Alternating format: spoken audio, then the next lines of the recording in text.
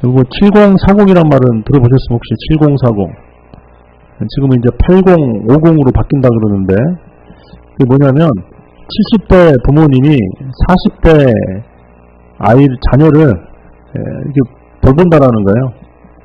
결혼을 못하고 집에만 이제 취업도 안 하고 그래가지고 집에만 있는 애를 먹여 살리는 거를 7040 시대다.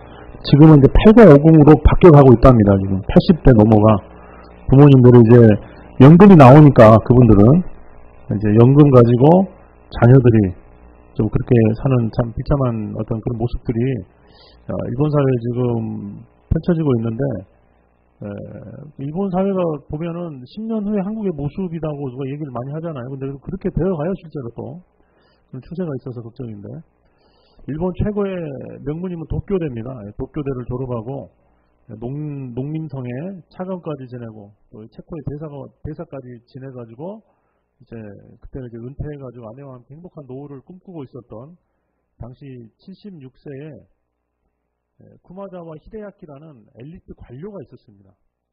그런데 이 사람에게는 A7호는 쿠마자와 A27호라는 당시 43세 아들이 있었는데, 이 아들을 새벽 3시 반에 아주 그냥 잔인하게 칼로 한 30번 정도를 찔러가지고 죽인 사건이 있었죠.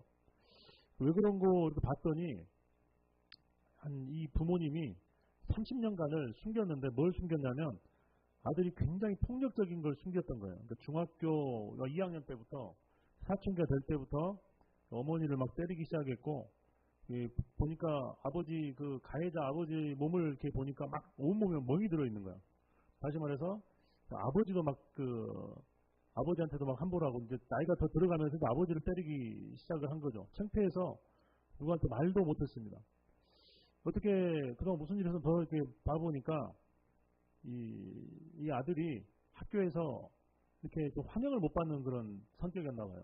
막 좀 눈치 없이 막 함부로 말하고 이래가지고 자기는 이제 이지매를 당했다라는 거죠. 근데 그 이후로 성격이 굉장히 어두워져가지고 밖에도 안 나가고 집에서 이제 주로 게임 중심으로 그렇게 생활을 하는 거죠.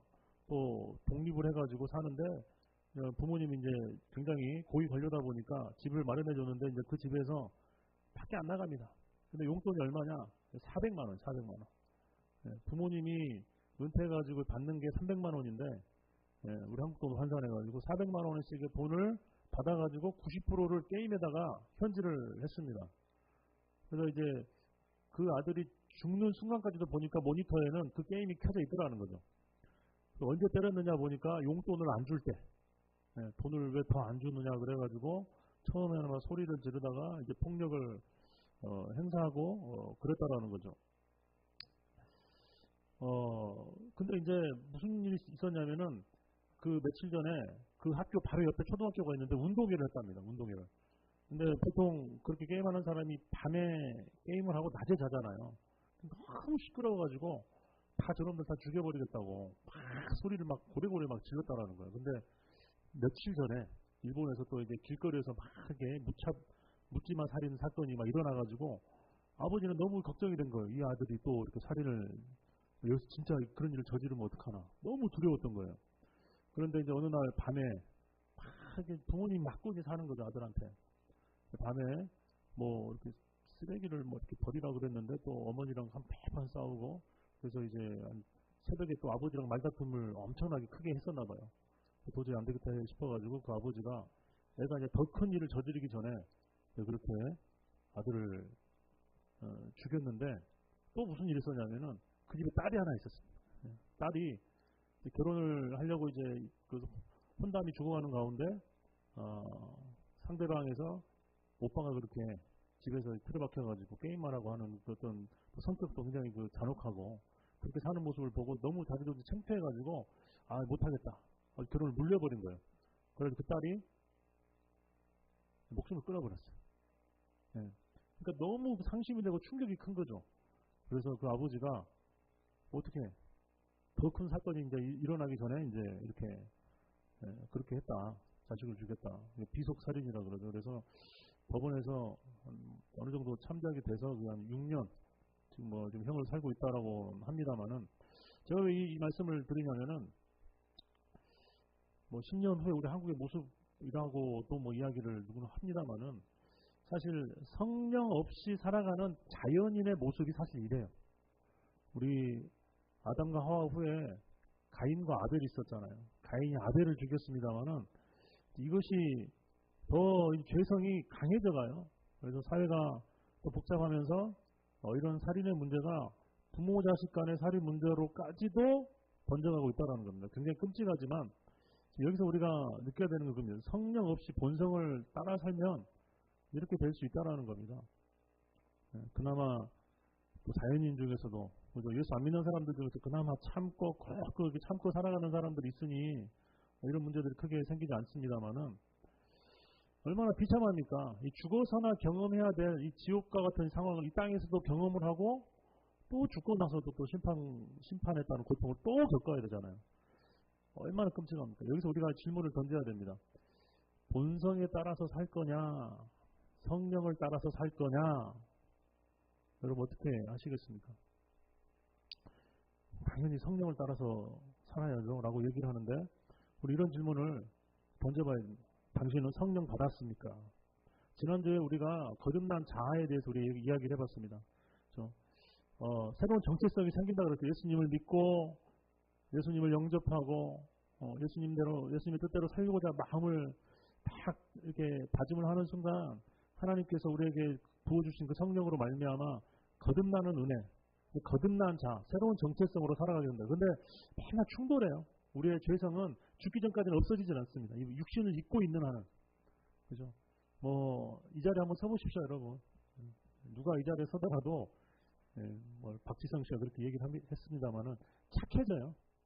착한 척 하게 됩니다. 앞에 딱 서게 되면 마이크 잡으면은 세상 없는 착한 사람처럼, 선한 사람처럼, 예의 바른 사람처럼 얘기를 하고, 그러죠. 그런데 언제 다 뽀록이 납니까? 집에 가면은 그냥 다 이게 두통이 나죠. 저희 아버님도 아버님 욕하면 안 되는데 밖에서는 그렇게 그냥 선하신 분이었어요. 그렇게 존경을 받고 진짜 그렇게 막 존경을 해요. 존경을 항상 기도하시고 외모도 그냥 보면은 굉장히 좀 중후한 맛이 좀 있습니다. 저는 좀 그렇지 않습니다만은 그런데 집에서는 그렇게 존경을 많이 못 받으셨어요. 아버님. 어머니랑 자주 그냥 다투시고 또 이렇게 화를 막 자주 내셨어요. 저희들한테 항상 배고프면은 몸이 안 좋으시다 보니까 이렇게 금방 이게 올라오시는 거 보더라고요. 근데 보면은 목사님들 중에서는 안 그런 분들도 많이 계시겠습니다만은 좀 집에서 스트레스를 푸시는 분들이 많아요. 그러니까 결국 우리 안에는 두 자아가 싸우고 있는 거죠. 예수 믿는 사람들 중에서는 다시 하나님의 성령의 지배를 우리가 받기 전에는 우리 죄된 본성이 계속해서 우리를 올가 매드라는 거죠. 그런데 성령 없이 사는 사람들은 그나마 양심대로 살려고 노력은 해요. 양심과 이성에 따라서 살려고는 하지만 그 양심과 이성에 따라 사는 것이 성령에 따라 사는 것하고는 전혀 다른 문제입니다. 우리의 양심과 이성에는 하나님께서 그 흔적을 약간 주셨어요. 하나님의 형상을 닮은 부분이 약간 우리에게 주어졌습니다. 우리가 계산을 하고 또 계획을 세우고 목표를 달성해 나가는 그런 모든 과정들을 세우잖아요. 그게 이제 하나님을 닮은 형상이라는 거죠. 하나님의 형상의 흔적이라는 거죠. 우리 양심도 마찬가지예요. 죄를 안 지으려고 했습니다. 남한테 피해 안 주려고 굉장히 노력을 하죠. 그러나 이 거듭난 자아가 없는 사람과 차이점이 뭐냐면 죄에 대한 의식이 그냥 일반 사회법적인 죄 인식에서 벗어나지 못한다라는 겁니다. 하나님이 말씀하시는 가장 큰 죄는 뭘까요? 오늘도 공과 공부 시간에 스모가 그렇게 얘기를 하더라고요. 하나님 가장 싫어하는 죄가 뭘까? 우상숭배 그러더라고요. 우상숭배. 그 우상숭배가 단순히 그냥 어떤 우상에게 절하는 것만을 우상숭배라고 하는 게 아니라 하나님보다 높아진 모든 것이 다 우상이에요. 그래서 죄의 정체가 뭐냐? 내 자신이 우상이 되면 그때부터 죄가 나오기 시작하는 거죠. 교만해지고 또 자만해지고 또 혈기를 막 쏟아붓는 이유가 뭡니까? 내가 생각했던 것이 이루어지지 않으니까 내 생각대로 안 되니까 그 분노가 막 가득 차지 않습니까? 몇 번 이야기했는데도 그게 이제 자기 자신이 어느새 우상이 되어가고 있다라는 거죠. 가장 큰 죄가 그 이러한 우상인데 그거를 몰라요. 일반인들, 자연인들은 구원받지 못한 사람들은 아무리 착하게 살려고 해도 하나님을 알아보지 못한다라고 하는 가장 큰 이 죄를 모르더라는 거죠. 그래서 엉뚱한데 예배를 드립니다. 엉뚱한데 제사를 드리는 거죠. 그러나 성령을 받고 나서 우리가 새로운 사람으로 거듭나게 되면 어떻게 됩니까? 하나님을 예배하게 되죠. 비로소.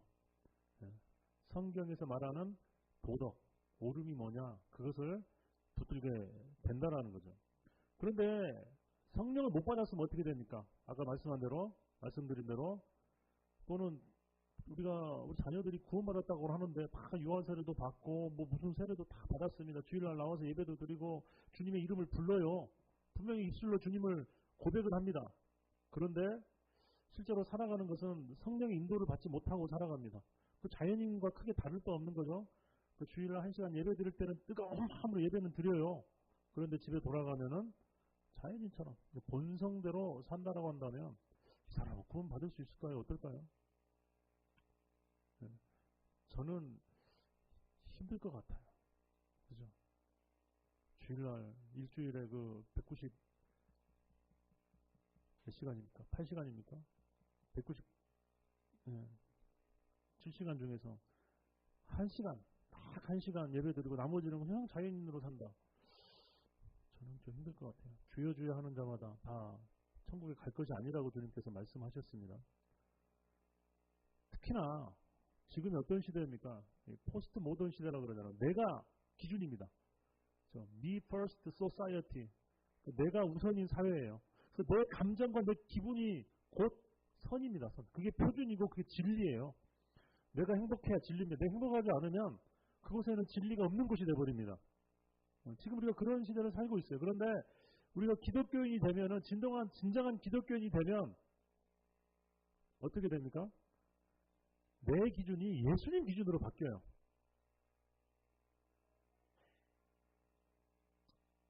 그죠?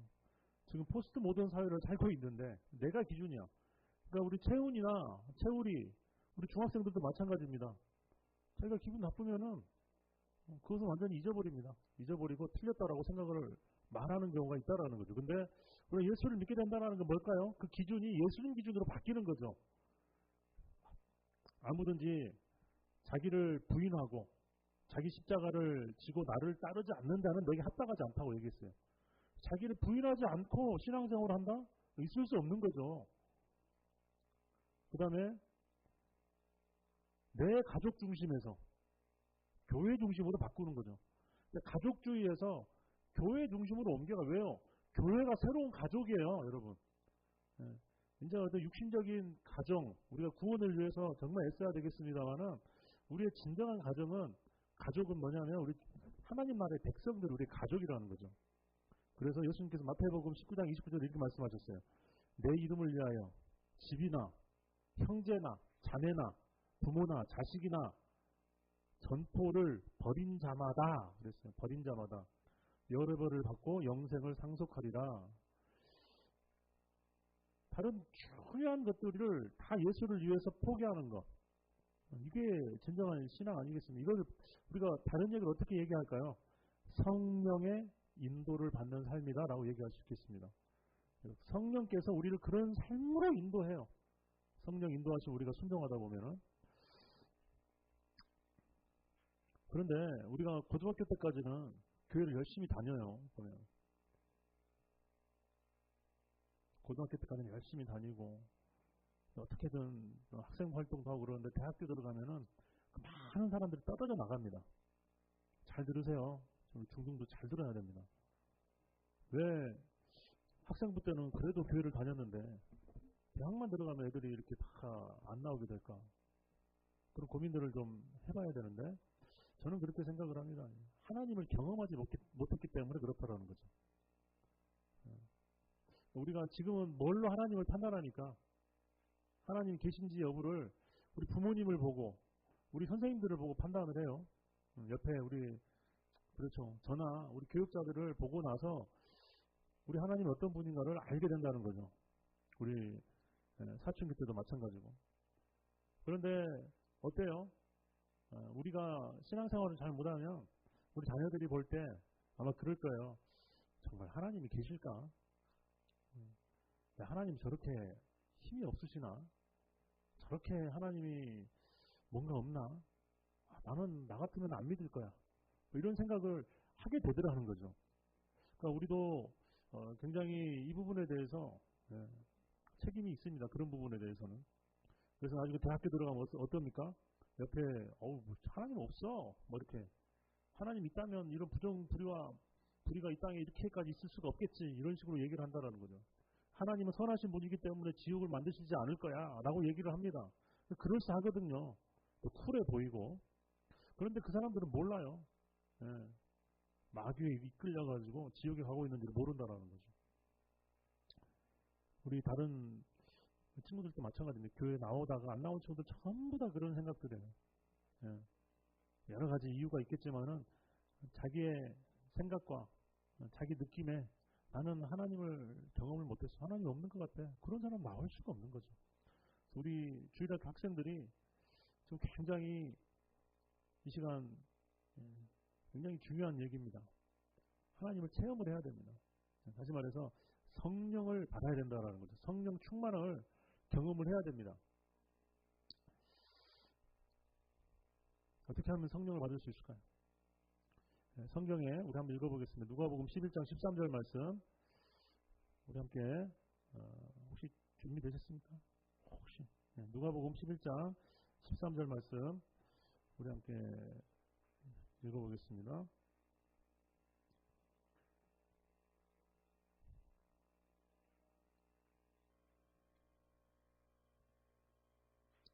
함께 이거 앞에 보고 함께 읽겠습니다. 시작. 너희가 악할지라도 좋은 것을 자식에게 줄 알거든 하물며 너희 하늘의 아버지께서 구하는 자에게 성령을 주시지 않겠느냐 하시니라. 다시 한번요. 하물며 시작. 하물며 너희 하늘 아버지께서 구하는 자에게 성령을 주시지 않겠느냐. 아멘. 구하는 자에게 뭘 주신다고요? 뭘 주신다고요? 성령을 주신대요. 성령을. 성령은 하나님의 영입니다. 하나님께서 예수의 이름으로 예수님을 거쳐서 저희에게 주시는 놀라운 영이시죠. 중국에서 사역하는 어떤 선교사님 아들이 있었습니다. 김진 씨라고 하는 지금은 전도사라고 하는 학생이었는데 고등학교 때까지 이렇게 망나니로 살았습니다. 고등학교 2학년 때까지 완전히 하나님이 어딨냐. 그러니까 제가 생각하기에는 이 부모님이 이 선교단체는 선교단체인데 그냥 내비게이터나 이런 식의 선교단체였던 것 같아요. 제 생각에는 우리 일반 어떤 교회 선교단체는 아니었던 것 같고 부모님을 보니까 그리고 다른 여러 선교사님들을 보니까 하나님이 안 계신 것 같더라는 거죠. 어떻게 그런 생각인지 잘 모르겠습니다만은 사는 게 너무 인간적으로 봤을 때 한심하고 그래서 자기는 하나님을 안 믿겠다 그런 거죠.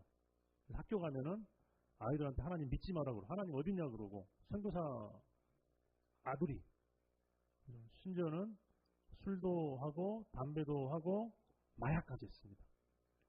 그런데 하나님이 없는데 살아가는 게 너무 허무한 거죠.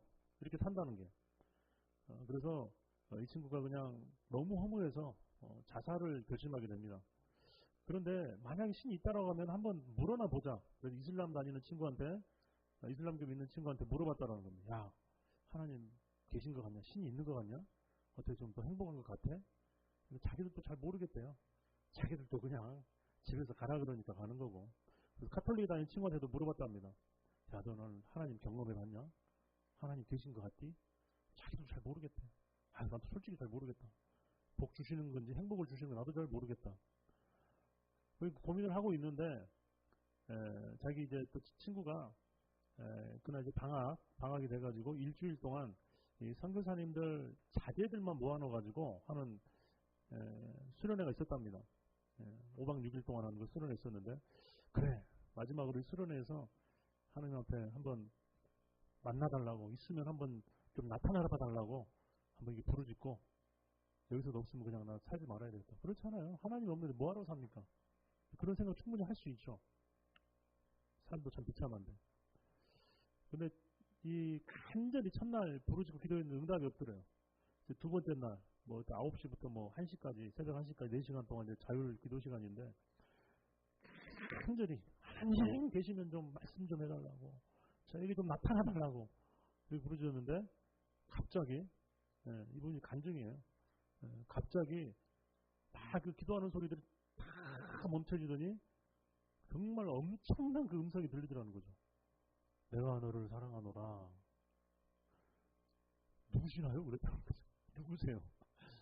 하나님을 이렇게 구하고 있었는데 누구세요? 그랬다라는 거죠. 근데 딱 보니까 하나님인 거예요. 하나님 왜 이제 나타나셨습니까? 좀 진작 좀 나타나시지. 네가 더 보기를 원하느냐 얘기를 물어보더래요. 그래서 네, 더 보고 싶습니다. 그러니까 이제 자기 영이 몸에서 이렇게 떠났다라는 거죠. 몸이 붕 뜨면서 자기 몸이 보이는 거예요. 보이면서 정말 터널같이 어두운 터널 저 끝에 밝은 곳이 있더라는 거죠. 그곳으로 자기를 딱 보니까 예수님이라는 거예요. 이제 얼굴이 이렇게 동그랗게 하면서 광채처럼 빛나고 있는데 누가 봐도 예수님인지 알겠다는 거죠. 자기를 데리고 그 깊은 터널 끝으로 데리고 갔다라는 겁니다. 딱 가보고 나니까 꽃밭이 정말 아름다운 꽃밭이 쫙 펼쳐져 있더라는 거죠.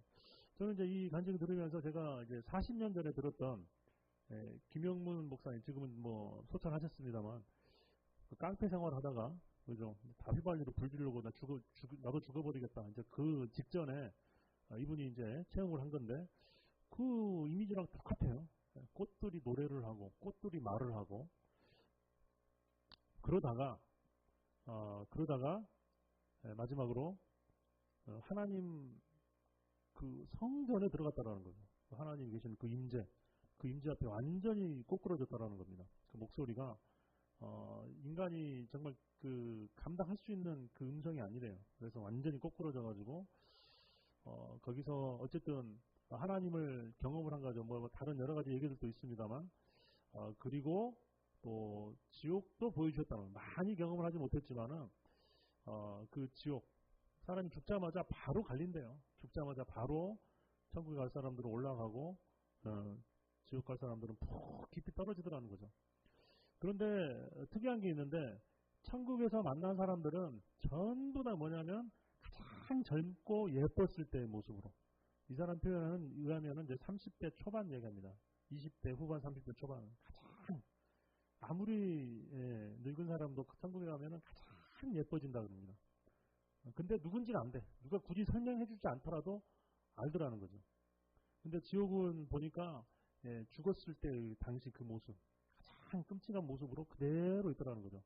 그래서 자기 이제 친척들도 자기 이제 태어나기 전에 돌아가신 그 외할머니를 그 천국에서 만나고, 그 다음에 지옥에서는 이모부를 만났다라는 겁니다. 어쨌든 그 지옥에 있는 사람도 똑같아요. 지금 나를 여기서 건져줄 수 없다라는 걸 안다 그러는 거죠. 그러면서 지금 살아있는 우리 식구들에게라도 빨리 복음을 좀 가르쳐줬으면 좋겠다. 전해달라. 거기 가면 그런 마음이 생기나 봐. 내가 여기 있으니까 니들도 와라 이게 아니고 나는 여기 있지만 니들은 여기 오면 안 된다. 이렇게 얘기를 하나 봐요. 하여튼 그런 간증들은 참 비슷해요. 어쨌든 이분이 이제 그런 체험을 했다라는 거죠. 그래서 하나님 앞에 간절히 부르짖으니까 그 이후로 자기는 이제 엉엉 울면서 자기의 죄를 갖다가 그렇게 회개를 많이 하나님께 시키더라는 거죠. 그래서 자기가 모르고 범했던 죄악들, 알면서도 저질렀던 이 죄들을 갖다가 그렇게 울면서 통회하고 회개할 수 있도록 주님께서 그런 회개의 영을 부어주셨다. 그런 고백을 들어봤습니다. 우리가 성령을 받으려면 어떻게 해야 되느냐? 첫 번째는 부르짖어야 됩니다. 하나님. 약속이잖아요. 약속. 하나님 저에게도 성령 주시옵소서. 성령 체험하지 않고 여러분 믿음 오래 못 갑니다.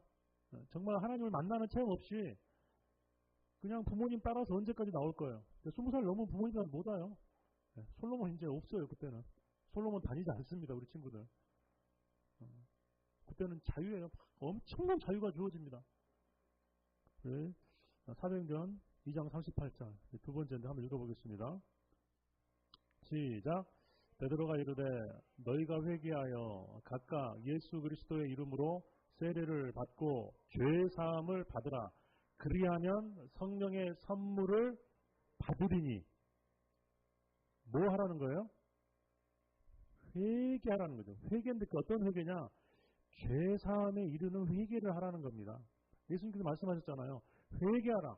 천국이 가까이 왔느니라. 예수님의 첫 번째 설교입니다. 다시 말해서 우리의 이 추악한 모습을 말씀 앞에 비춰봐야 됩니다. 여러분. 말씀을 읽지 않으면 내가 선해요. 그러나 말씀을 읽어보면 내가 얼마나 추악한 죄인인지를 알게 됩니다. 말씀을 통해 성령께서 우리의 모습을 비춰주셨기 때문에 그렇다라는 거죠. 그래서 간절히 애절하게 부르짖어야 됩니다. 나의 죄악들, 생각나지 않는 죄악들, 물론 생각이 안 나겠죠. 생각나는 죄악들을 회개해야 되고, 생각나지 않는 죄악들, 뭐 어떻게 우리가 모르죠. 그러나 우리 자신이 이미 더러워져 있습니다. 우리 존재 자체가. 행위로 회개만 할 뿐만이 아니라 우리 존재 자체가 회개 대상인 거죠. 그러면 어떤 일이 생긴다라는 거죠? 하나님의 용서의 은혜가. 우리 아까 십자가 찬양 불렀잖아요. 십자가의 보혈이 우리 안에 충만하게 임해요. 놀랍게 그 보혈이 우리 안에 임합니다. 그래서 우리로 하여금 깨끗하게 하나님 앞에 서기에 부족함이 없도록 씻어주시는 거죠. 하나님의 성령을 이렇게 우리가 받아가지고 누리는 사람들은 어떻게 해야 될까요? 그죠? 이미 신앙생활하고 저는 성령 체험도 했습니다. 회개도 했습니다. 그런 사람들도 물론 회개를 매일매일 해야 되겠습니다만은 우리 데살로니가전서 5장 19절 말씀 한번 읽어보겠습니다. 시작. 성령을 소멸하지 말며 그랬습니다. 이건 뭐냐면 성령이 일하시는 것을 가로막지 말고 그런 뜻이에요. 그러니까 우리가 본성대로 살면 성령이 일하실 수가 없어요. 솔로몬이 정말 잘 나가다가 어디서 넘어졌습니까? 이방 여인들을 침실로 들이는 순간에 솔로몬의 귀한 사역들이 다 정지해버렸습니다. 그죠? 우리 본성대로 살다 보면 그렇게 됩니다. 우리 아이들도 마찬가지잖아요. 예배 잘 드리고 났는데 왜 이것이 아까 나가면서도 그러잖아요. 아무것도 아닌데. 그죠? 그러니까 이거를 참 지혜롭게 잘해야 되는데 여기서 감정적인 다툼이 일어나고 그러면은 다 은혜가 다 식어버려요. 그죠? 우리가 수련회 가가지고 막 은혜 많이 받습니다. 그런데 집에 들어오면 또 어떤 일이 생깁니까? 우리 본성대로 행하지 않습니까? 본성대로 짜증내고 화내고 불평하고 승질내다 보면은 은혜는 온데간데 없이 그냥 싹 들어가 버립니다. 그리고 죄를 멀리 해야 되겠죠. 성령 충만을 우리는 추구해야 됩니다. 성령 충만이 뭡니까? 우리 에베소서 5장 18절 함께 읽어보겠습니다. 시작. 술 취하지 말라. 이는 방탕한 것이니 제가 읽겠습니다. 오직 성령으로 충만함을 받으라. 제가 안 보냈나 봅니다. 성령 충만이 뭐냐면 어떤 하나님 주시는 능력과 힘으로 그냥 가득 참는 어떤 그런 부분도 있겠습니다만 그 감정적인 부분이고 성령 충만의 정의는 뭐냐면 성령께서 인도하시는 대로 따라갈 준비가 되어 있습니다. 이거거든요. 그렇죠? 성령께서 나를 온전히 이끄실 수 있도록 완전히 자신을 내어 맡기는 상태, 온전히 순종하는 상태. 이게 성령 충만인 거죠. 근데 예수님을 만약에 우리가 차로 모시면 여러분 어디다가 앉으실 거예요? 조수석에 앉으실 겁니까? 뒷좌석에 앉으실 겁니까? 어떤 사람은 트렁크에다 집어넣는다는 사람도 있다는데 예수님 어디다가 앉으실 거예요? 조수석에 앉혀가지고 예수님이 가자는 대로 가면 그래도 괜찮은 사람이죠. 그런데 운전하다 보면 어떤 일이 생깁니까? 예수님 아무리 이쪽인 것 같아. 제가 좀 더 잘하는데 그러지 않겠어요? 운전석에서 내려와야죠. 운전석에서 내려와서 그 자리에 예수님을 앉혀야 된다는 거죠. 내가 운전하면 어디로 갑니까? 지옥으로 갑니다. 예수님이 운전해야 천국으로 가죠. 이게 성령 충만인 거죠. 그래서 오늘 말씀의 결론을 맺겠습니다. 참 많은 얘기를 했습니다만은 우리가 성령 없이 천국 못 갑니다. 이게 바로 예수 안에서 생명을 주시고 죄와 사망의 올무에서 우리를 해방하시는 성령님이시라는 거죠. 예수 믿는 게 뭐냐? 우리가 뭐 여러 가지 얘기할 수 있습니다만 오늘 분명하게 말씀을 드리면 예수 믿는 것은 성령대로 사는 것이다. 신앙생활 저도 오래 했습니다만은 집에서 난리치고 그러면은 예수 믿는 거 아니에요. 이미 그냥 그때는 그 순간만큼 예수님을 부인하는 거죠. 예수 믿는 것은 성령대로 사는 것이다. 우리 요한복음 7장 37, 38절 말씀 쉬운 성경인데요. 함께 읽어보겠습니다. 시작. 축제가 절정에 달한 명절 마지막 날에 예수님께서 서서 큰 소리로 말씀하셨습니다. 누구든지 목마르거든 내게로 와서 마셔라. 나를 믿는 사람은 성경이 말한 대로 그의 배에서 뭐가요? 생수의 강이 흘러 나올 것이다. 우리 주일날 예배드리고 신앙생활하고 그러는데 이 성령의 인도하심 없고 성령이 이러한 생수의 기쁨이 생수의 강이 흘러나온 것 같은 이런 생활을 우리가 하지 못한다고 한다면 다시 한번 우리가 돌아봐야 된다는 거예요. 내가 정말 예수님을 잘 믿고 사는 건가. 겉모습만 봐가지고는 알 수 없습니다. 우리가 철저하게 우리의 본성대로 살아가지 못하고 우리 본성을 십자가에 못 박고 악한 마귀가 기뻐하는 삶입니다. 우리 본성대로 살면은 오직 성령 충만을 구하면서 철저하게 성령 의지하면서 살아가야 될 줄로 믿습니다. 이 길만이 다른 모든 어려움 속에서도 천국의 기쁨을 놓치지 않고 누리며 살아갈 수 있는 유일한 길이기 때문에 그렇습니다.